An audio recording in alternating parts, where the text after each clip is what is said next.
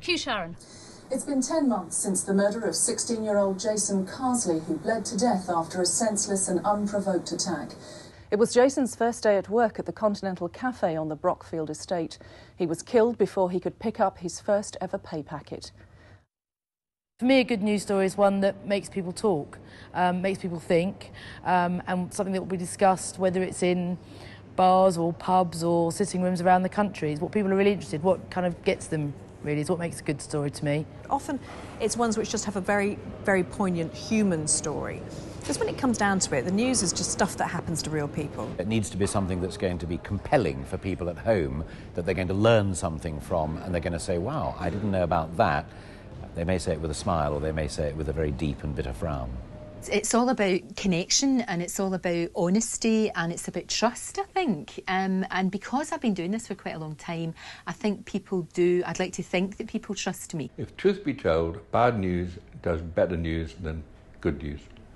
Because bad news gives you bigger headlines, more dramatic effect, often more dramatic pictures, and certainly headlines, whether visual or written, which catch your attention. I think by the very nature of news, you are normally reporting on the worst case scenarios or the best case scenarios. And unfortunately, over the past few years, there have been so many awful, devastating stories involving young people, specifically with knife crime, with bullying, with things that are really, really important to people. And I think recently it's been worst case scenarios that have involved children.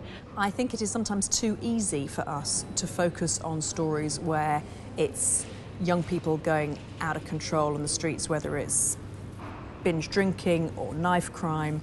And I think that we've got to be really careful to not portray a whole generation as being a bunch of losers, because clearly they're not. There's, you know, the vast majority of young people, just like the vast majority of any generation, are great and hardworking and lovely and kind and humane and interested in the world around them. And it's just the minority, unfortunately, can sometimes get the lion's share of the headlines. The trouble about the press, of which we are part in television, is that we group people.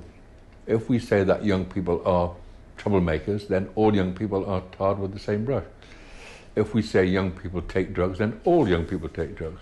If we say young people drink too much, the story that goes on all the time, that clearly means that every young person goes out every Friday night and gets monstered. Well, of course it's not true. Some of them do, some of them don't. They're all different, but as a group, they are young people. Young people are, for anybody who stops being a young person, probably by the age of 20, young people are that frightening group. You don't quite know what they're going to do group. The group you cross over the road to avoid group. There is probably, across the whole media, there is probably a bit of negative reporting and an assumption, I think, from people that kids equals bad news. But I think it's something that we are aware of and we try and address.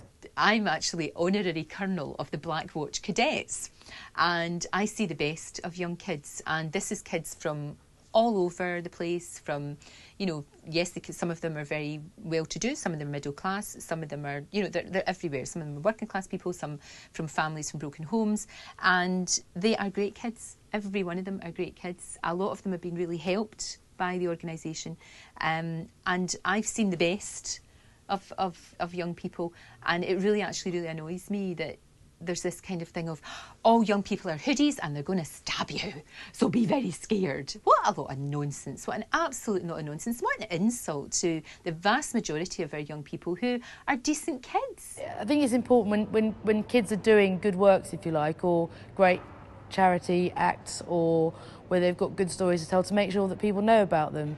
So it's kind of getting themselves publicity, I suppose. If you're a young person and you think you're doing something incredible and you think it deserves an audience, let someone know about it, whether it's your local newspaper, your local radio station, that kind of thing. That's how you kind of get things noticed. I think you must try and make sure you don't just go, oh, well, there's no point us being in the newspaper or on the telly because we're always written off as a load of, you know, ne'er-do-wells. So I think it's trying to get publicity for your good causes, really, and for the good things that you do.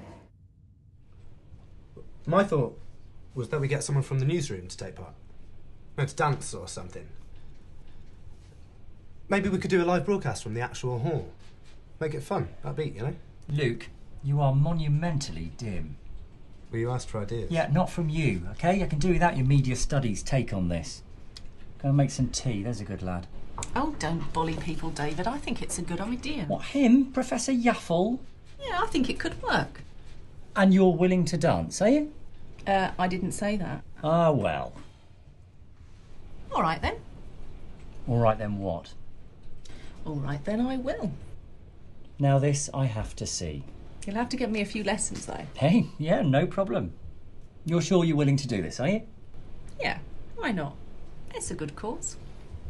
When I was 20 years old, I was assistant news editor at ITN. I did that alongside my university degree, so I kept my foot in the door all the way through university.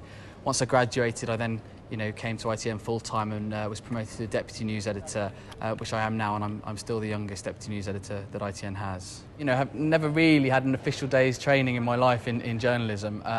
You kind of learn a lot on the job. Which I think is very important, the legal side of things and how to tell a good story from a bad story. A lot of that you can learn on the job. You have to try to adapt and fit into a situation, and you have to learn when it's a good time to speak up and when's a good time to, keep quiet, because there are times that people will look at you and think, gosh, you're young, what do you know? But, there are other times when actually they'll turn to you for advice because they know that you've got a different take on things.